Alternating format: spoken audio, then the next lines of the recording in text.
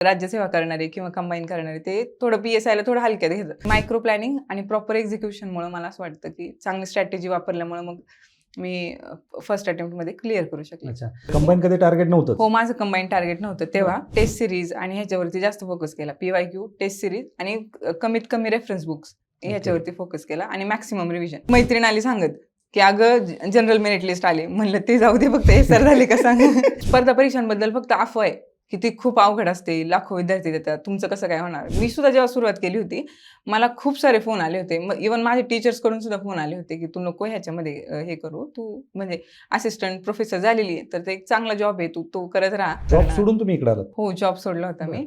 की हुशार व्यक्ती म्हणजे जे की गणितामध्ये, विज्ञानामध्ये हुशार आहेत, तीच लोकं पुढे जाऊ शकतात. तर तसं काहीच नाही आहे. फक्त इथं सातत्य, जिद्द म्हणजे ह्या परीक्षांना आणि त्या पुस्तकांना न घाबरणं हे महत्त्वाचं आहे. आपल्याला जर करायचंय तर ॲट एनी कॉस्ट करायचंय. मग कुठलीच सिच्युएशन मॅटर नाही करत. आपलं बॅकग्राऊंड काय आहे, आपलं इकॉनॉमिक कंडिशन कशी आहे किंवा मग फिजिकल कंडिशन कशी आहे, काहीच मॅटर नाही करत. पुस्तकं आणि आपण, बाकी काहीच नाही मॅटर करत. मला असं वाटतं की आपल्याला जर 100% कशामध्ये म्हणजे क्रेडिट असेल, तर त्याच्यामध्ये 70% क्रेडिट हे फक्त पी-वाय-क्यूच आहे. असं मी बाकीच्यांना बघून प्रेरित होऊन अभ्यास केला, असं कधीच नाही झालं.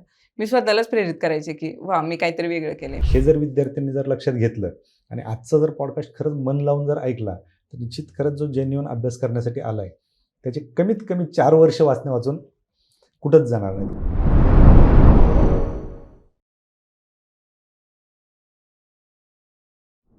नमस्कार, मी किरण निंबोरे आणि आपण पाहताय वास्तव कट्टा. वास्तव कट्टा म्हणलं की अधिकाऱ्यांचे पॉडकास्ट हेच समीकरण झालेलं आहे आणि आपण पाहतो की वेगवेगळे रिझल्ट आले की वेगवेगळे अधिकारी वास्तव कट्ट्यावरती येत असतात आणि खरं तर ग्रामीण भागातील विद्यार्थ्यांना ज्यांना योग्य मार्गदर्शन मिळत नाही त्यांच्यासाठी हे मार्गदर्शन खूप महत्त्वाचं असतं.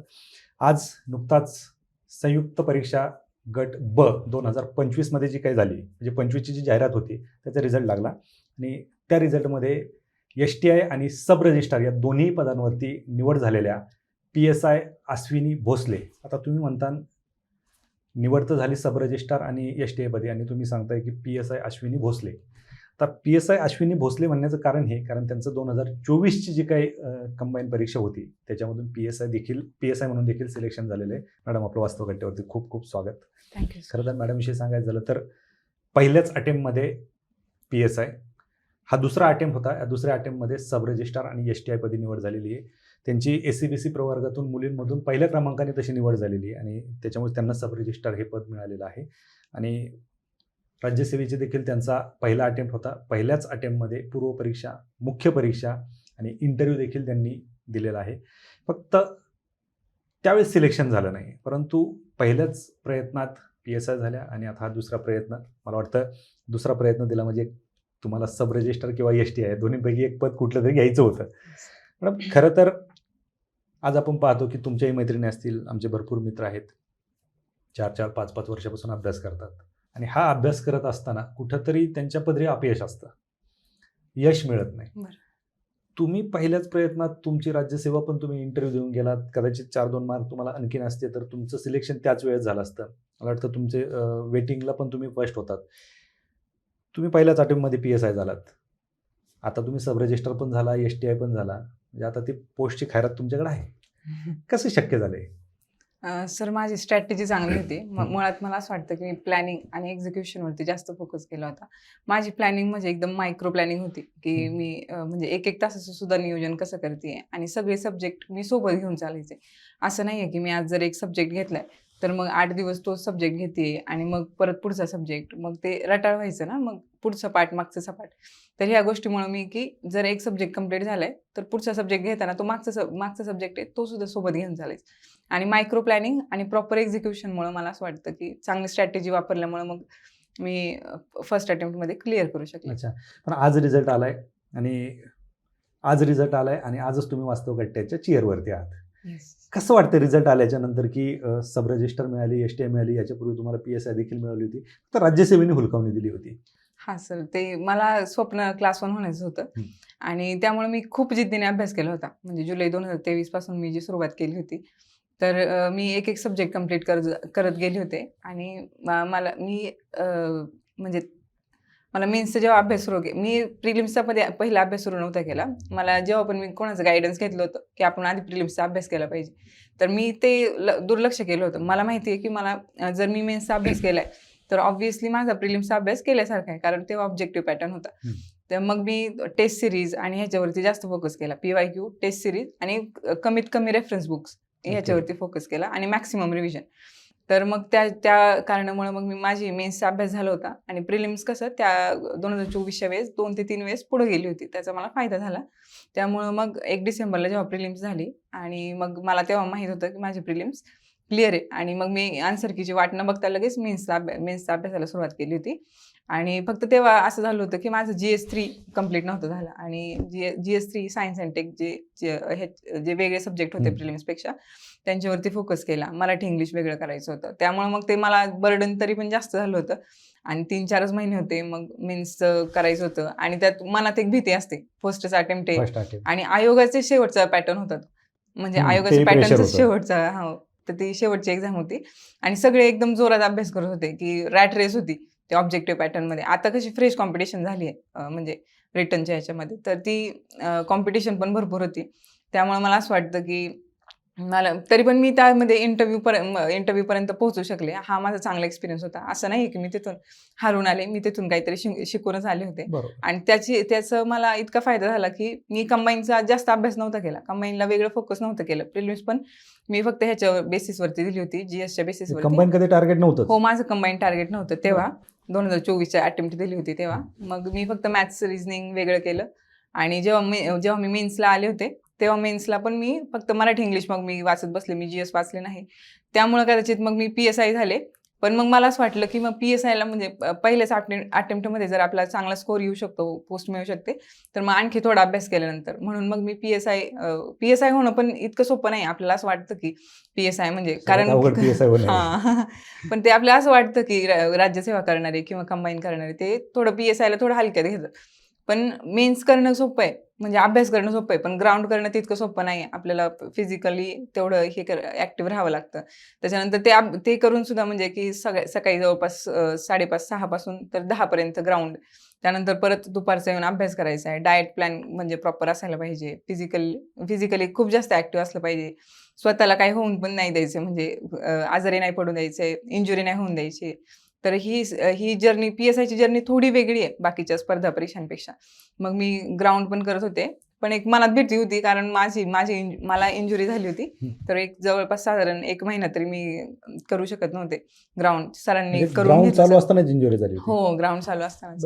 कारण तेव्हा मला ते प्रॉपर माहित नव्हतं की आपल्याला करायचंय कसं ग्राउंड असं. मग माझ्या चुकांमुळेच झाली होती मला इंजुरी. पण मग ते सरांनी कव्हर करून घेतलं होतं. ग्राउंड दिलं? हो, ग्राउंड मग म्हणजे 1.5 महिना होता मला. मग त्याच्यानंतर म्हणजे इंजुरी क्लिअर करण्यात मला बराच वेळ गेला.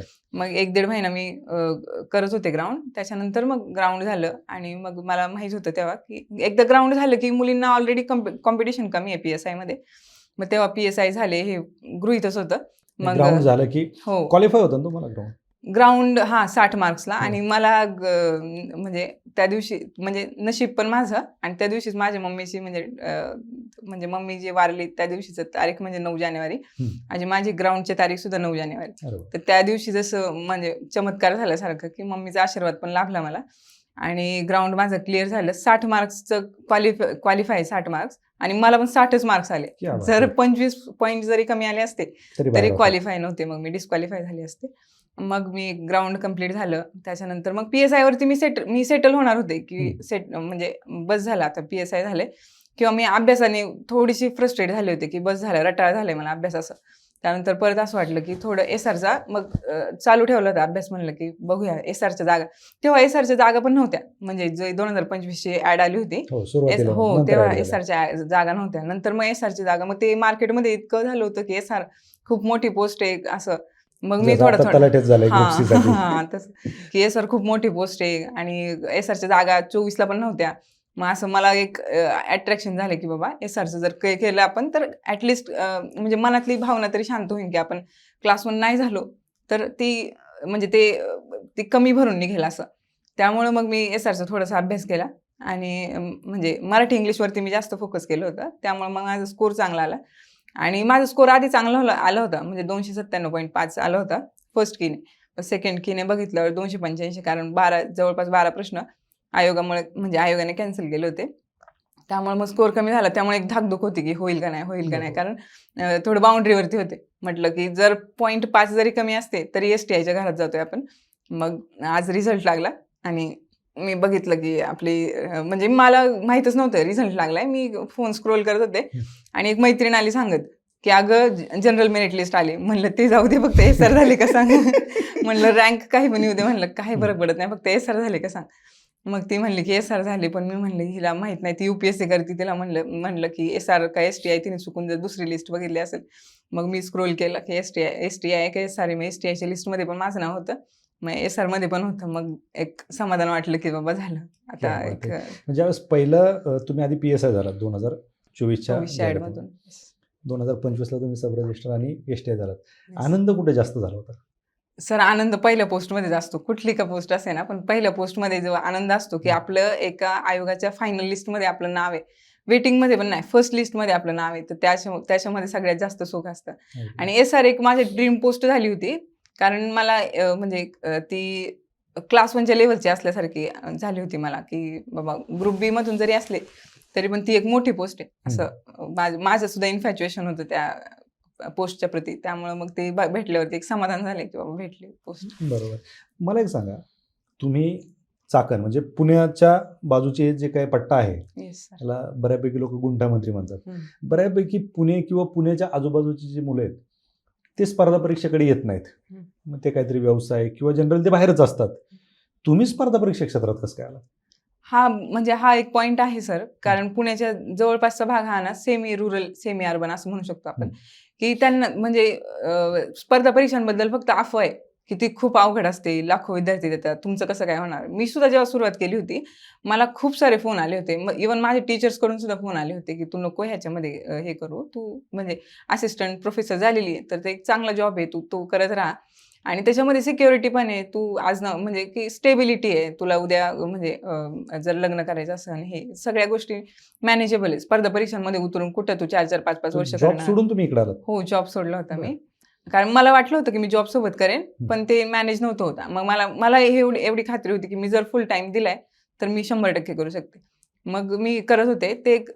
मग ते तुम्ही प्रश्न विचारला की ग्रामीण भागामध्ये, तर ते ग्रामीण भागामध्ये ते आहे की स्पर्धा परीक्षांबद्दल एक निगेटिव्ह माइंडसेट आहे की म्हणजे तुम्हाला 4-4, 5-5 वर्ष लागतात, तर ते प्रश्न हा नाहीच आहे. आणि एक अजून एक म्हणजे मिसकन्सेप्शन आहे की हुशार व्यक्ती म्हणजे जे की गणितामध्ये, विज्ञानामध्ये हुशार आहेत, तीच लोक पुढे जाऊ शकतात. तर तसं काहीच नाही आहे. फक्त इथं सातत्य, जिद्द, म्हणजे ह्या परीक्षांना आणि त्या पुस्तकांना न घाबरणं हे महत्त्वाचं आहे. आपण पुस्तकांचे ते 500-500 पानांची पुस्तकं बघूनच घाबरतो आणि ते मोठे-मोठे शब्द असतात. मग ते मराठी मीडियममध्ये असो किंवा इंग्लिश मीडियममध्ये असो, की म्हणजे अधिवेशन ह्या शब्द आधी ऐकलेलं पण नसतात. मग ते मोठे-मोठे शब्द आपण ऐकतो आणि तेच घाबरतो की हे पुस्तक जर आपण एकदा वाचतोय ते लक्षात नाही राहते, दोनदा वाचतोय, त्यानंतर आपल्याला ते जवळपास म्हणजे बाकीच्या लोकांनी सांगितलेलं सुद्धा असतं की 30-30, 40-40 वेळा रिव्हिजन करायला लागतं. तर ते बघूनच ते इतके घाबरलेले असते, म्हणजे फक्त ते इल्युजन आहे, बाकी काहीच नाही. मग जे उतरतात, ज्यांना माहिती आहे की आपल्याला रिझल्टपर्यंत जायचंय आणि ह्या मार्गावरून चालायचंच आहे, तर मग काहीच इश्यू नाही. ज्यांना माहिती आहे की आपल्याला चालणंच आहे आणि पर्यायच नाही, तेच फक्त करू शकतात, मला असं वाटतं. बरोबर. पण मग तुम्ही जॉब सोडून, माझा परत तोच प्रश्न की एकतर मुलं जास्त येत नाहीत, त्यात तुम्ही जॉब सोडून स्पर्धा परीक्षेकडे येण्याचं कारण काय? सर, मला सरकारी अधिकारी होणं हेच हे म्हणजे मला श्वास इतकं इम्पॉर्टंट झालं होतं की मला हे म्हणजे सरकारी अधिकारी व्हायचंच आहे. म्हणजे असं माझे ड्रीम पोस्ट पण नव्हती. प्रत्येकाला आता जेव्हा स्पर्धा परीक्षेमध्ये उतरतो तेव्हा डेप्युटी कलेक्टरच व्हायचं असतं. एकतर त्यांच्या जागा पण कमी असतात, पण प्रयत्न तोच असतो की आपण एक अधिकारी व्हायचे. भले म्हणजे पेमेंटचा सुद्धा इश्यू हा म्हणजे सेकंडरी असतो, पण आपण सरकारी अधिकारी होणं, त्या लिस्टमध्ये नाव येणं ही प्रायमरी गोष्ट असते. तर मला ते पाहिजे होतं सर, की मला माझ्या कॅपेबिलिटीजला म्हणजे पुश करायचं आहे, की म्हणजे मला कधीच असं नाही वाटून द्यायचं, रिग्रेट नाही वाटून द्यायचं आहे की मला करायचं होतं आणि मी फक्त सांगत राहिले की जर मी केलं असतं तर माझं झालं असतं. मला ते लढून बघायचं होतं की नाही झालं तर नाही झालं, ठीक आहे ना, पण मी तिथपर्यंत जाण्याची जिद्द ठेवली. बाकीचे फक्त बोलून दाखवतात की आम्ही केलं असतं तर झालं असतं, आम्ही तर हुशार होतो शाळेमध्ये. तर ते फरकच नाही पडत. आपण जेव्हा जर किंमत नाही. हो, जर त्याला काहीच किंमत नाही. रिग्रेट ठेवायचंच नाही. आपल्याला जर करायचंय तर ॲट एनी कॉस्ट करायचंय. मग कुठलीच सिच्युएशन मॅटर नाही करत. आपलं बॅकग्राऊंड काय आहे, आपलं इकॉनॉमिक कंडिशन कशी आहे किंवा मग फिजिकल कंडिशन कशी आहे, काहीच मॅटर नाही करत. पुस्तकं आणि आपण, बाकी काहीच नाही मॅटर करत. बरोबर. पण ज्यावेळेस तुम्ही जॉब सोडला, म्हणजे असिस्टंट प्रोफेसरचा जॉब होता तुम्हाला, चांगला कॉलेजला जॉब होता, तो जॉब सोडून स्पर्धा परीक्षेकडे जाणं हे घरच्यांना पटलं होतं? नाही सर, सुरुवातीला पप्पांनी सुद्धा विरोध केला होता, की एकदम स्टेबल जॉब आहे आणि त्या जॉबसाठी सुद्धा मी खूप प्रयत्न केला होता. म्हणजे नेट JRF ते पण फर्स्ट अटेम्प्टमध्ये करणं, ते पण म्हणजे इतकं पण इझी नाही आहे. म्हणजे बरोबर. बरेच लोक आहेत नेट, पण फर्स्ट अटेम्प्टमध्ये First attempt. करण्यासाठी पण मी खूप जास्त मेहनत केली होती. आणि तुम्हाला खरंच आवडायचं का फर्स्ट अटेम्प्टची? म्हणजे मला असं होतं, की जर आपण करायला घेतले ना, जर आपण थोडीशी जरी स्वतःला ढील दिली ना, की नंतर बघू, तर ते नसतं होणार. म्हणजे हे माझ्या मनामध्ये आहे, की मग मी जर स्वतःला सवय लावली ना, की मी उद्या करेन, तर ती माझी सवय तशीच राहणार. आणि मी जर आज करेन हे स्वतःला म्हणत राहिले ना, तर मग ते आजवर होऊन जातं. त्यामुळे असं वाटतं, की मग तेव्हा मी नेटमध्ये पण मी तसाच अभ्यास करायचे, की मी जर करायला घेतले तर 7 महिने, आणि जवळपास माझं म्हणजे पुण्यावरून चाकण हे जवळपास फक्त 35 ते 40 किलोमीटरवर आहे. पण तरी पण मी त्या 7 महिन्यात फक्त 7-8 वेळा घरी गेले होते. क्या बात आहे. त्याच्यामुळे मी तेव्हा पण जिद्दीने अभ्यास केला होता. ते म्हणजे बाकीचे लोक, म्हणजे माझा अभ्यास बघून ना लायब्ररीवाल्यांना, म्हणजे लायब्ररीमध्ये असणारे मुलांना सुद्धा वाटायचं, की मॅडम काहीतरी MPSC नाही तर UPSC करत असतील. पण मला वाटायचं, की नाही, मी ज्या दगडावर पाय ठेवलाय तिथं पूर्ण हे क्षमतेने ठेवलंय आणि त्याच्यावरती माझा विश्वास आहे. तिथं पण माझे कमी रिसोर्सेस होते. असं नाही की मी असं खूप सारे पुस्तकं आणून वाचत बसले. मी कमी रिसोर्सेस आणि जे पण टीचिंग म्हणजे माझ्याकडे मटेरियल होतं, मी फुल बिलीफनी त्याच्यावरती हे केलं होतं, की असं नाही की मग नवीन पुस्तक आले तर मग मी ते नवीन घेईन. आणि नेटच्या वगैरे ह्याच्यामध्ये ना गाईडन्स पण कमी आहे बऱ्यापैकी.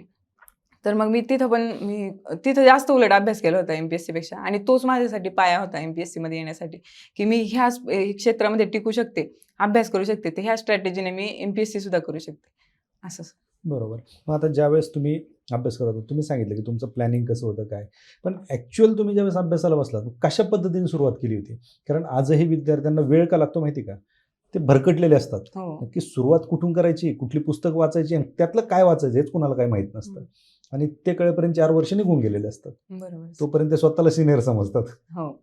तुम्ही काय करायचं? सर, पहिली गोष्ट ना, मी स्वतःला आयसोलेट केलं होतं. म्हणजे की सिनियर्सला टाळलं होतं. कारण मी हे म्हणजे ह्या क्षेत्रामध्ये येण्याआधी ना बऱ्यापैकी लोकांनी पॉडकास्ट ऐकलेले असतात किंवा अधिकाऱ्यांचे काही ना काहीतरी ऐकलेले असतात, भाषणं वगैरे. तर त्याच्यामध्ये ते सुद्धा सांगत असतात, की सीनियर्सचं ऐकू नका किंवा मग खूप जास्त खूप जास्त लोकांचं मार्गदर्शन घेऊ नका. कमी मार्गदर्शन ठेवा आणि विश्वास ठेवा. तर मी तसंच केलं होतं, की म्हणजे आपल्याला कमी ग्रुप पाहिजे. तर मी म्हणजे लायब्ररीमध्ये सुद्धा होते. तर कितीतरी दिवस म्हणजे मला माझ्या आसपास कोण आहे, काहीच माहीत नव्हतं. फक्त आपली पुस्तकं आपण. मग मी ती पुस्तकं सुद्धा म्हणजे माझी मैत्रीण आहे जी डिव्हाइस फिरू तुझ्याकडे, तिच्या ह्याने घेतले होते, की तिला विचारलं होतं मी रेफरन्स बुक्स कसे घ्यायचे. आणि प्लॅनिंग माझंच होतं. म्हणजे मला कसं करायचं. तिने सुद्धा मला पहिलं प्रिलिम्सचा अभ्यास कर असं सांगितलं होतं. पण मी तरी पण मेन्सचाच अभ्यास करत होते. मी स्वतःवरती एवढा 100% विश्वास ठेवला होता, की मी फर्स्ट अटेम्प्टमध्ये इंटरव्ह्यूपर्यंत जाणार.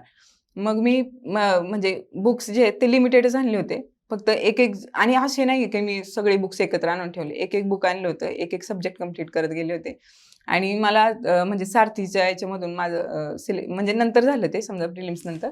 पण आधीचे जे मी लेक्चर्स वगैरे घेतले होते, म्हणजे क्लासेसचं आता नाव घेत नाही, पण मला असं वाटतं की मी क्लासेस घेतले. त्याच्यामुळे मग मी जे ऐकतेय आणि मी लगेचच लेक्चर्स बघते आणि PYQ बघते. तर ह्या सगळ्याचं कंपायलेशन केल्यामुळे मग मला ते लवकर कळत गेलं. म्हणजे एक जर करत गेलो आपण रटाळसारखं, की म्हणजे एक दिवस आता हे नोट्स चालले आहेत, एक दिवस आपण लेक्चर्स ऐकतोय, एक दिवस PYQ करतोय. तर ह्याने फक्त आपले दिवस वाया जातात आणि अंडरस्टँडिंग काहीच नाही होत. मग ते एकत्र चालले ना पॅरलल गोष्टी, तरच ते लक्षात राहतं, मला असं वाटतं. बरोबर. कारण फक्त वाचत जाणं आणि एकच सब्जेक्ट पूर्ण करणं, याच्यात पण कुठेतरी फक्त आपल्याला वाटतं आपण जास्त वेळ अभ्यास केलाय, तो ऍक्च्युअली होत नाही. आणि विद्यार्थ्यात तुम्ही जसं सांगितलं की मार्गदर्शन खूप जास्त लोकांचं घ्यायचं नसतं, मार्गदर्शन कमी लोकांचंच घ्यायचं असतं. पण त्याच्यामध्ये विद्यार्थी, तुम्ही सांगितलं बुक पण तुमचे कमी होते, आणि काही विद्यार्थी असे असतात मार्केटमध्ये नवीन पुस्तक आलं की घेतलं ते. कोणी एखादं नवीन सांगितलं, आता जर सांगितलं तुम्ही पॉलिटीला हे नाही हे वाचा, की सुरुवात करतात. विद्यार्थ्यांनी किती ऐकलं पाहिजे? सर, मला असं वाटतं की ज्या बुकमधून आपल्याला समजतंय ना, समजा आता पॉलिटीचं कोणीतरी लक्ष्मीकांत सरांचं वाचतं, कोणी कोळंबे सरांचं वाचतं. तर मी फक्त लक्ष्मीकांत सरांचं, मला माहिती आहे याच्यामधून डायरेक्ट प्रश्न येणार आहेत. आणि बऱ्यापैकी लोकांचे मी समजा जर टॉपर्सचे एक 5-6 टॉपर्स बघितले आणि त्यांनी जर सेम दिले तर तेच कॉमन घेणार मी. म्हणजे स्टँडर्ड रेफरन्स बुक्स हे सगळ्यांना माहिती आहेत की पॉलिटीला लक्ष्मीकांत सरांचं वाचलं की आपल्याला अंडरस्टँडिंग होऊन जाते. पहिलेच जर आपण अवघड गोष्ट करत असू ना तर बाकीच्या सगळ्या गोष्टी सोप्या वाटतात. आणि सोप्यातून गेलं ना आपण की ह्याचे नोट्स वाच, त्या म्हणजे की नवीन नोट्स आले बाजारामध्ये, कोणत्या तरी अधिकाऱ्यांचे नवीन नोट्स आहेत, मग ते वाचत बसा. मग ते मला असं वाटतं की आपण भरकटत जातो मग. आणि नंतर मग आपल्याला रिअलाईज होतं की आपल्याला कळलं काहीच नाही, आपण फक्त वाचत गेलो. बरोबर. त्याच्यापेक्षा आपण मग म्हणजे की एखादं लेक्चर बघितलंय, समजा YouTubeवरती पण खूप सारे फ्री लेक्चर्स आहेत, ते बघितले. आपल्याला थोडी कन्सेप्ट बरोबर नुसती कानावर पडली, असं नाही की मग आपण पहिल्यांदाच वाचले किंवा पहिल्यांदाच ऐकले तर आपल्याला 100% कळले. मग ते त्याच्यातून आपल्याला 30-40% जरी कळलं असेल, त्याच्यानंतर मग आपण बुक वाचले. बुक वाचल्यानंतर मग आपल्याला 50% पर्यंत आपण जातो. PYQ नंतर आपल्याला कळलंय की फोकस कशावरती करायचा आहे. आता वाचून सगळे घेतले, पण फोकस कशावर करायचा आहे, मग ते टिक मार्क केलं आपण की हेच फक्त वाचायचे. अशा रीतीने मी अभ्यास केला होता. PYQचं किती महत्व आहे? मला असं वाटतं की आपल्याला जर 100% कशामध्ये म्हणजे क्रेडिट असेल तर त्यामध्ये 70% क्रेडिट हे फक्त PYQचं आहे. आपण जे 21,000चा ठोकळा आहे ते मी सगळ्यात जास्त मी जवळपास 5 ते 6 वेळा तो रीड केला होता. रीड केला म्हणजे की पहिल्यांदा सॉल्व्ह केला आणि खूप वेळ लागतो त्याला. म्हणजे बोर गोष्ट आहे ती PYQ करणं. पण PYQ करायची म्हणजे 21,000चा ठोकळा जरी आणला आपण तरी मी PYQचे जे हे आहेत आपले आयोगाचे पेपर्स आहेत तर ते ओरिजिनल पेपर्स तर ते जवळपास 5 ते 6 वेळा झेरॉक्स करून आणून त्याच्यावरती ॲनालिसिस केले. म्हणजे असं नाही की मग मी पहिल्यांदा आणलं, ॲनालिसिस केलं आणि ठेवून दिलं. आणलं, ॲनालिसिस केलं, परत एकदा दुसरी नवीन झेरॉक्स आणली, परत एकदा ॲनालिसिस केलं. असं 3 ते 4 वेळेस केलं होतं मी. त्याच्यामुळं मग माझं PYQ तर पाठच झालेत. पण आयोगाची स्ट्रॅटेजी कशी आहे प्रश्न विचारण्याची.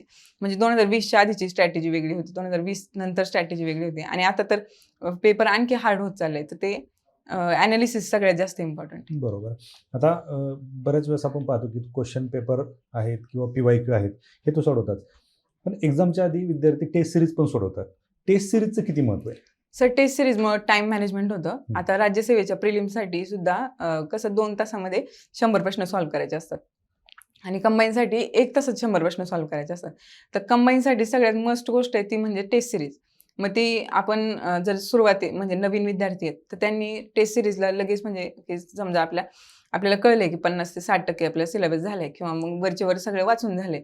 आपल्याला ॲटलिस्ट एक अंडरस्टँडिंग आलेली आहे की आयोग प्रश्न कशा पद्धतीचे विचारते. तर मग टेस्ट सिरीज सॉल्व्ह करायला सुरुवात करायची. आणि मग नंतर मग वेगवेगळे अकॅडमीजचे असतात, जसं शाळेमध्ये वगैरे घेतात. तर ते एन्व्हायर्नमेंट आपल्याला प्रोव्हाईड होतं की बाकीच्यांची कॉम्पिटिशन कशी आहे, आपले टेम्परामेंट कसं होते, तर ते मेंटेन करायचं. मग टेस्ट सिरीज असं नाही आहे की मग टेस्ट सिरीज आपली म्हणजे 10 वाजता जर आहे टेस्ट सिरीज तर लगेच 10ला 5 कमी असताना तिथे जाऊन बसायचं, हे चुकीचं आहे. तर तिथं ॲटलिस्ट अर्धा तास आधी जाऊन म्हणजे ते प्रॉपर सिम्युलेशन असतं ना तसं झालं पाहिजे की आपण आयोगाचं जेवढं सिरियसली देणार आहोत तेवढं सिरियसली तिथं जाऊन दिलं पाहिजे की अर्धा तास आधी जायचं. त्यानंतर थोडं मेडिटेट करायचं, थोडं स्वतःला शांत करायचं. आणि वर्स्ट केसमध्ये म्हणजे की आपल्याला बरं नाही वाटत आहे किंवा मग म्हणजे आपली फिजिकल कंडिशन जरी ठीक नसेल ना तरी पेपर सॉल्व्ह करायचे. म्हणजे प्रिपेअर फॉर द वर्स्ट, की असं नाही की आपल्याला म्हणजे एक्झामच्या वेळेस कधी पाऊस जास्त असतो किंवा काय म्हणजे नॅचरल कंडिशन्स वेगळ्या असू शकतात. तर त्या सगळ्यासाठी आपण प्रिपेअर असलं पाहिजे. अगदी बरोबर. हे तुमच्या सांगण्यावरून एक आठवलं की लास्ट टाइम तुम्ही जी एक्झाम दिली त्याला इग्नाईट अकॅडमीने टेस्ट सिरीज लॉन्च केली होती, फ्रीमध्ये होती आणि 28 जिल्ह्यांमध्ये होती. त्यावेळेस मी त्या टेस्ट सिरीजला ज्यावेळेस गेलो होतो, म्हणजे मी ॲज अ गेस्ट म्हणून गेलो होतो, तर अभिजित राठोड सरांनी ह्या गोष्टी सांगितल्या होत्या विद्यार्थ्यांना की पुढच्या टेस्टला तुम्ही 1 तास किंवा 2 तास आधी येऊन बसा. कारण पेपरला तुम्ही जाता 5 मिनिट आधी जात नाही, आधी येऊन बसा आणि त्याचा विद्यार्थ्यांना फायदा होतो. कारण ते वातावरण तयार झालं पाहिजे तुम्ही सांगता तसं. आणि खरं तर PYQचं आणि टेस्ट सिरीजचं तुम्ही जे सांगितलेलं महत्त्व आहे हे बऱ्याच विद्यार्थ्यांच्या लक्षात येत नाही. विद्यार्थी टेस्ट सिरीज देत नाहीत. बरं, आजकाल टेस्ट सिरीजला पैसे पण लागत नाहीत. इग्नाईट अकॅडमीने जसं ग्रुप बीची केली तशी ग्रुप सीची पण आता प्रत्येक जिल्ह्यामध्ये टेस्ट त्यांनी अवेलेबल करून दिलेली. मला वाटतं सप्टेंबरमध्ये ते 13 सप्टेंबरपासून टेस्ट सिरीज आहे. आणि विद्यार्थ्यांना मोफत अशा पद्धतीने जर टेस्ट सिरीज मिळत असतील तर विद्यार्थ्यांनी सोडवायला हरकत नाही. पण विद्यार्थी आपल्या टेस्ट सिरीजला 5 मिनिट टाइम असताना किंवा पेपर सुरू झाल्याच्या नंतर जातात. हे कुठेतरी विद्यार्थ्यांनी थांबवणं गरजेचं आहे. आणि अशा जर मोफत टेस्ट सिरीज असतील, अर्थात प्रत्येक ठिकाणी टेस्ट आहेत, कोणी पेड देतं, कोणी फ्री देतं. आता इग्नाईटने ग्रुप सीसाठी दिले, मला वाटतं त्यांचं 1 लाख विद्यार्थ्यांना टेस्ट द्यायचं टार्गेट आहे. त्याचा विद्यार्थ्यांनी लाभ घेतला पाहिजे. मला एक सांगा, आत्ता ग्रुप सीची समोर एक्झाम आहे बरोबर. आणि तलाठीच्या जाहिरात पहिल्यांदा MPSC मध्ये आलेली आहेत तलाठीची पदं. त्याच्यामुळे फॉर्म पण 11 लाख आलेत आणि वेळ पण कमी आहे विद्यार्थ्यांना. ह्या कमी वेळात खरं तर आता शेवटच्या टप्प्यात विद्यार्थ्यांनी काय केलं पाहिजे? सर जर नवीन विद्यार्थी आहे फ्रेशर तर त्यांनी म्हणजे सिलेबस कंप्लीट करण्यावरती, पण सिलेबस ना ते सुरुवातीला समजतच नाही. आपण सगळेचे सगळे पानं वाचण्यावरती फोकस करतो, म्हणजे सगळे म्हणजे पुस्तकामध्ये दिलेले सगळे चॅप्टर्स. तर सगळ्यात पहिलं ना PYQs बघणं, की आयोगाने 2020 नंतर कसा पॅटर्न होता. 2020 म्हणजे राज्यसेवा प्रिलिम्स असेल किंवा मग ह्याचे कंबाईनचे प्रिलिम्स मेन्स असेल, म्हणजे ऑब्जेक्टिव्ह पॅटर्नला 2020 नंतर बऱ्यापैकी चेंजेस आहेत. तर मग आयोगाने त्यानंतर कसे प्रश्न विचारले, म्हणजे प्रत्येक सब्जेक्ट वाईज हे करायचं, की सायन्स आहे तर सायन्समध्ये साऊंड चॅप्टर आहे, लाईट चॅप्टर आहे, तर त्याच्यावरती जास्त फोकस आहे. तर मग तिथं जाऊन म्हणजे दुसरे चॅप्टर्स नाही करायचे. मग तिथं आपण म्हणजे जेवढे फोकस आहे, म्हणजे आयोगाला किती प्रश्न आणि म्हणजे कोणते टॉपिक अपेक्षित आहे, तर ते सारखं गेलं पाहिजे. आता आपल्याला जाऊन तिथं 100 पैकी 100 नाही मार्क्स मिळवायचे. प्रिलिम्स जर क्लिअर करायचे तर आपल्याला 60-65 आपल्याला एवढं टार्गेट ठेवायचं. तर मग ते 60-65 आपले 4 तरी सब्जेक्ट असे म्हणजे कमांडिंग असले पाहिजे. तर पॉलिटी म्हणजे बऱ्याच जणांचा असतो. हो येस, म्हणजे पॉलिटी असतो, त्याच्यानंतर सायन्स असतो काहींचा. इकॉनॉमिक्स थोडासा हे असतो, की कसे प्रश्न विचारतील किंवा मग इकॉनॉमिक्स आता थोडं बदलत चाललंय आणि करंट एक अनप्रेडिक्टेबल आहे. पण भूगोल आणि इतिहास एक प्रेडिक्टेबल आहे. तर असे 4 तरी सब्जेक्ट आपल्या कमांडिंग पाहिजे, ज्याच्यामधून आपण म्हणजे एक सेफ स्कोर ठेवू शकतो आणि बाकीचे सब्जेक्ट आहेत त्याच्यामधून मग हाफ जरी आले तरी मग ते स्वतःला डिफेंड करतात फक्त, की जे निगेटिव्ह मार्किंग मध्ये ते डिफेंड करून टाकतात. अशी स्ट्रॅटेजी. प्रत्येक परीक्षा ही पहिली परीक्षा होती. हा, पेपरला गेल्याच्या नंतर भीती नव्हती वाटत? भीती तर प्रचंड होती सर. हात राज्यसेवा थरथर मेन्स, कापणे. माझे राज्यसेवा मेन्स जाण्याचं मला असं वाटतं तेच कारण होतं. कारण मी राज्यसेवा मेन्सचं जे मराठी इंग्लिश होतं, मी निबंध लिहित होते आणि मला आठवलं की मी ह्याच्यामध्ये ऑब्जेक्टिव्हचं हेच नाही घेऊन आले मटेरियल, म्हणजे वाळंबे सरांचं नाही घेऊन आले. आता माझ्या ब्रेनला माहिती आहे की मी आधी अभ्यास केलाय, पण तरी पण नाही, बाकीच्यांकडे आहे आणि माझ्या त्याच्यामुळे मग ते निबंधावरती थोडा परिणाम झाला. मला थोडी कमी स्कोर आला आणि ऑब्जेक्टिव्हवरती पण परिणाम झाला, की बाबा बाकीचे सगळे वाचतायत आणि आपल्याकडे नाही आहे ते मटेरियल. ते माझे ते फक्त म्हणजे ब्रेन गेम झाला तिथं, मला असं वाटतं. त्याच्यामुळे मग मला स्कोर कमी आला. थोडा जरी स्कोर जास्त असतं तरी बघ थोडे चान्सेस होते मला. अच्छा, ही भीती घालवण्यासाठी आपण जे टेस्ट सिरीज हा पर्याय सांगितला, तो पर्याय टेस्ट सिरीज बेस्टच पर्याय आहे, पण तरी पण तेच की टेस्ट सिरीज जास्त दिले पाहिजे, म्हणजे टेम्परामेंट मेंटेन होतं. आणि पेपरच्या वेळेस गोंधळ नाही करायचा. कितीही तिथं म्हणजे किती वर्स कंडिशन असेल तर तिथं स्वतःला काम ठेवता आलं पाहिजे. कारण आपण पुढे जाऊन अधिकारी होणार आहोत. जर स्वतःलाच नाही सांभाळू शकलो तर मग पुढं काय आपण हे चॅलेंजेस स्वीकारणार.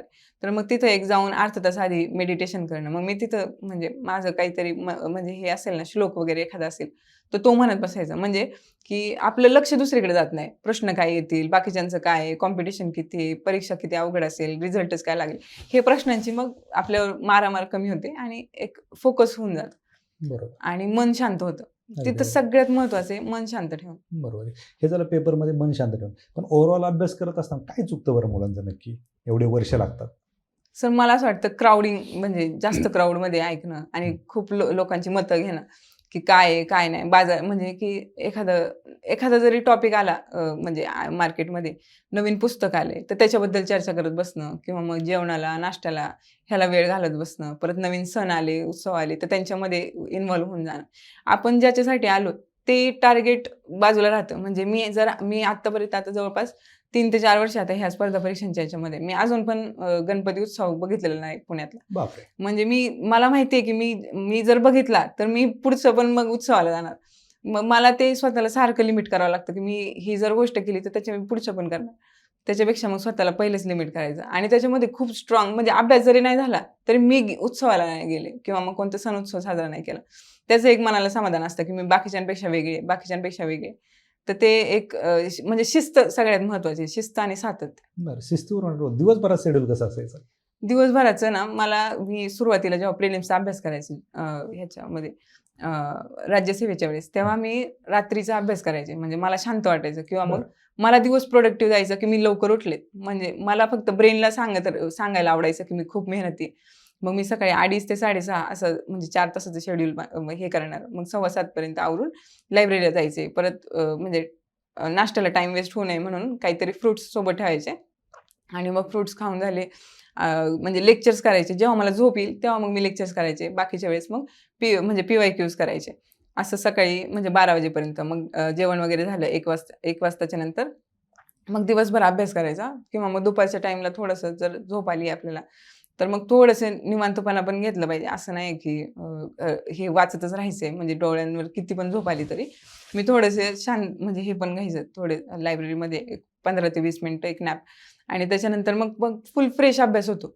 मग त्याच्यानंतर मग संध्याकाळी 7:30-8 पर्यंत अभ्यास करायचा, जेवण करायचं आणि मग झोपून झोपून मग परत सकाळी 2:30 वाजता उठायचं. ओके. बऱ्याच मुली मी पाहतो की त्यांचं जेवणावरती जास्त भर नसतो. काहीतरी खातात, चहा पितात, अभ्यासाला बसतात. आहाराचा परिणाम होतो अभ्यासावर?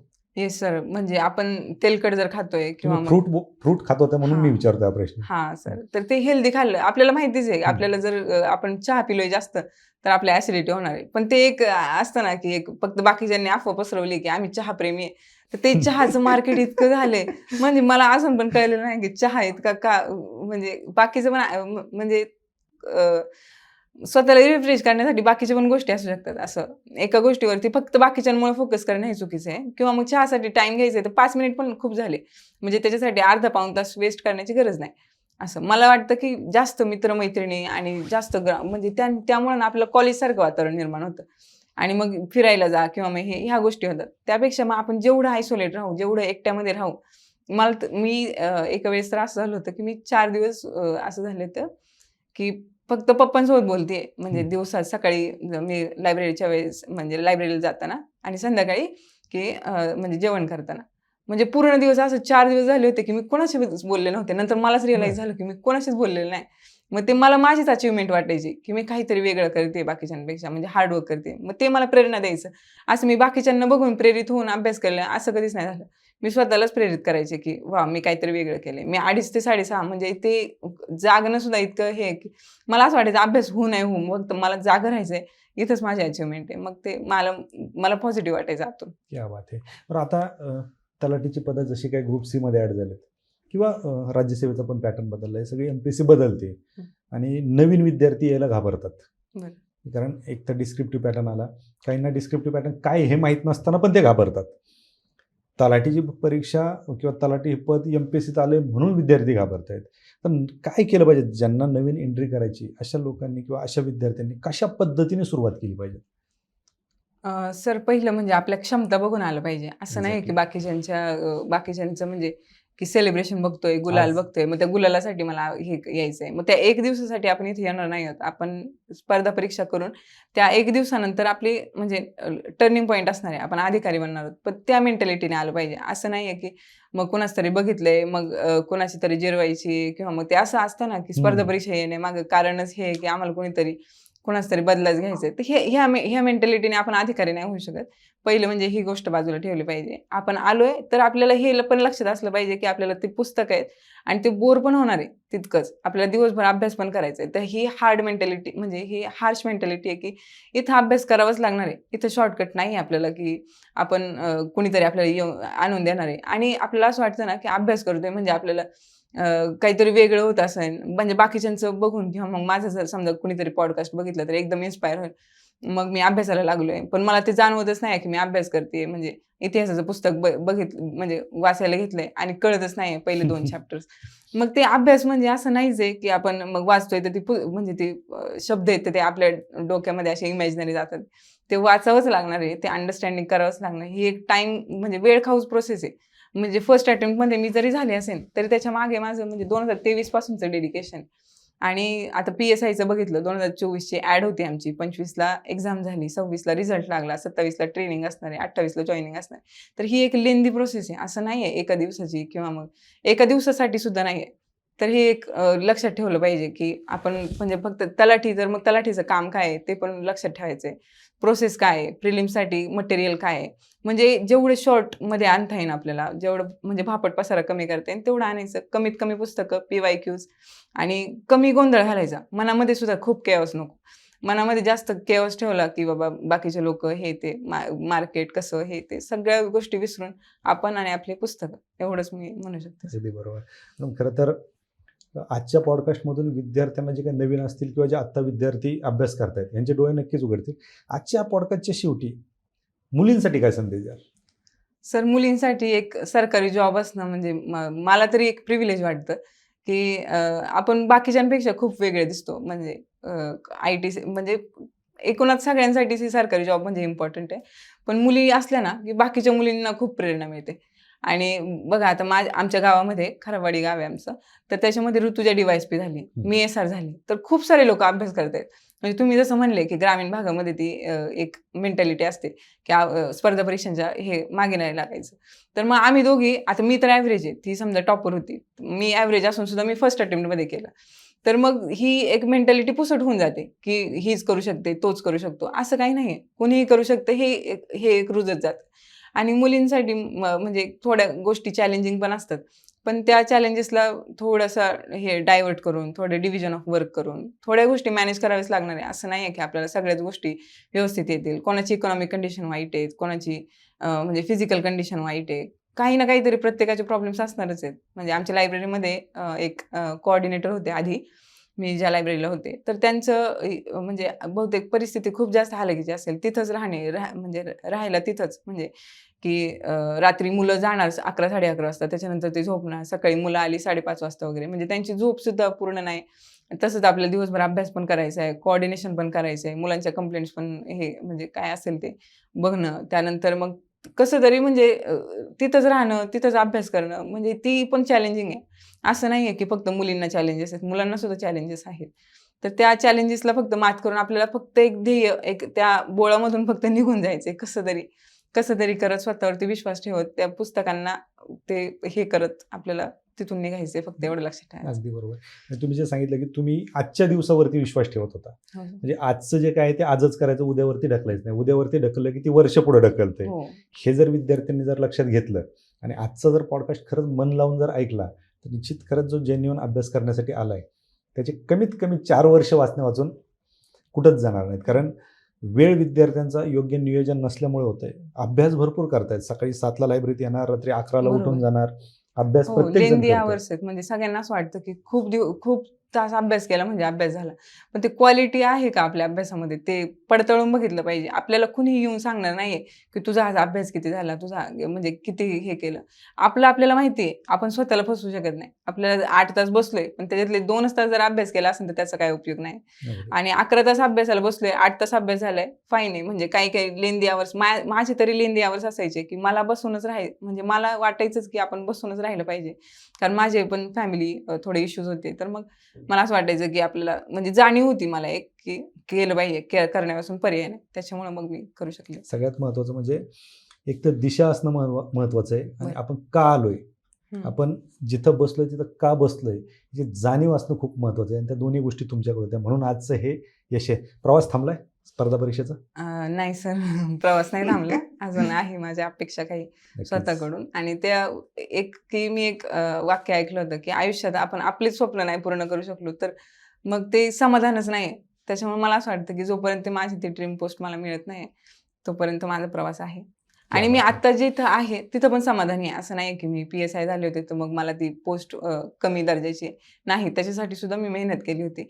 आणि मी म्हणजे मला जी पोस्ट मिळते, मी त्याच्याबद्दल ग्रॅटिट्यूड आहे माझ्या मनात, की मला ते मिळालं. सगळ्या गोष्टी व्यवस्थित होत्या. माझ्या फॅमिली बॅकग्राऊंड चांगलं होतं किंवा मग मला सपोर्टिव्ह फॅमिली होती. माझे आई, वडील, पप्पा म्हणजे आई-वडील आणि भाऊ, बहीण, हे आजी. माझी आजी कायम असायची, की म्हणजे तिने सुद्धा आम्हाला कधी असं नाही म्हणलं, की तुम्ही मुली आहे, मग लग्न झालं पाहिजे किंवा असं कधीच नाही.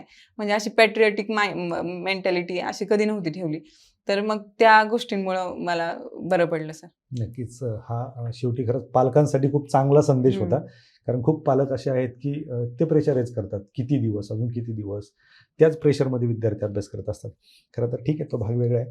परंतु तुम्ही खूप कमी वेळात आणि एकदम शिस्तबद्ध पद्धतीने अभ्यास करून हे यश मिळवलंय. खरं तर तुमचं पुनश्च एकदा अभिनंदन. वास्तव कट्ट्यावरती आलात आणि विद्यार्थ्यांसाठी खरं तर वास्तव मांडलं तुम्ही. ते वास्तव ह्या विद्यार्थ्यांना भविष्यासाठी, त्यांचं भविष्य घडवण्यासाठी निश्चित फायदेशीर ठरेल. आपण वास्तव कट्ट्यावरती आलात आणि मनसोक्त गप्पा मारल्या, त्याबद्दल आपलं खूप खूप आभार. थँक्यू सो मच सर, की मला इथंच म्हणजे माझे थोडे जर्नी एक्सप्रेस करण्याची संधी दिल्याबद्दल थँक्यू सो मच. थँक्यू. धन्यवाद.